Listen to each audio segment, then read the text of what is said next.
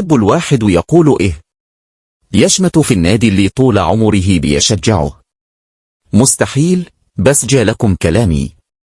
قبل الماتش كنت متردد إني أتفرج، كنت بقول أزاي 2 يبقوا رايحين الامتحان، أقعد أشجع وأدعي لطالب ما ذكرش ما حضرش للامتحان كما ينبغي، وأقول يا رب يطلع الأول على الناس اللي اجتهدت واشتغلت صح، وعلى رأسهم الزمالك.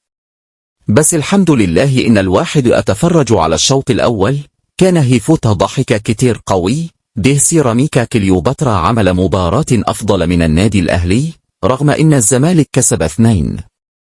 يا إخوانا، المدربين الكفتة بيبانوا من أول لقطة مع نزول الطحينة. مدربين الخطيب اللي بيسمعوا كلامه ويمشوا لعيبة الأهلي يروح والزمالك وبيراميدز. خليك فأكر إن في عهد الخطيب كله ما جاش الأهلي مدرب محترم إلا فايلر، وهو الوحيد اللي بعد 6 شهور كان، وقامت العركة ما بينهم. بسم الله الرحمن الرحيم. فيه نادي أبل عنده 5 محترفين أجانب، 4 منهم في التشكيل الأساسي.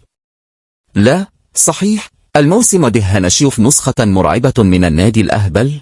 قعدت 50 دقيقة قدام فريق هابط رسميا للدرجة الثانية، ما عملتش هجمة توحد ربنا.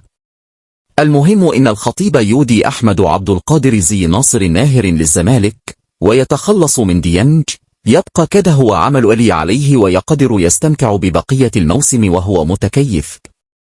وكده نقدر نقول بأعلى صوت الحقهم يا وسام، ولا كنت أنقذهم يا عدي يا دباغ، بدل ما تفضل عليهم الزمالك.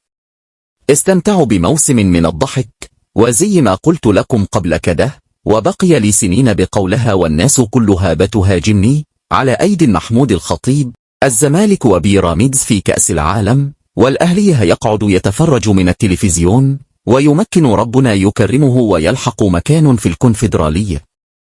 فيه ناس بتشتغل، بتنحت في الصخر بأيديها وأسنانها، وتجيب صفقات فوق السن، وتجيب صفقات تحت السن، وتشوف أي مصدر للتمويل، وأي حاجة ينفع تتعمل علش أن تتقدم لقدم. وناس تانية كل فترة انتقالات بيجي لها تسريب لا إرادي للعيبة. عايز مين اللي يفلح؟ كوكا في قائمة أول مباراة وبينزل بديل أول لأحمد رضا. أول ما واحد اتصاب من 2 اللي في وسط الملعب، نزل كوكا اللي متباع رسمي، اللي الخطيب باعه رسمي، هو الخيار الأول في التبديلات في وسط الملعب. تبقى زي بعته.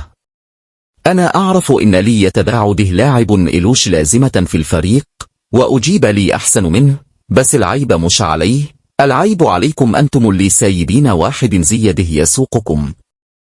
تنويه: جميع الآراء النقدية واللغة المستخدمة في هذا الفيديو تندرج ضمن إطار النقد البناء فقط، وتهدف إلى تقييم أداء اعتباري عام لا يتعلق بأي شخص بعينه، سواء ورد اسمه صراحة أو أمكن استنتاج الإشارة إليه ضمن سياق المحتوى. يؤكد صانع المحتوى وإدارة القناة احترامهما الكامل لجميع الأفراد، ويؤكدان أن النقد الموجه يختص بالأداء الرياضي فحسب، لما له من تأثير على الحالة المزاجية لجماهير الفرق الرياضية.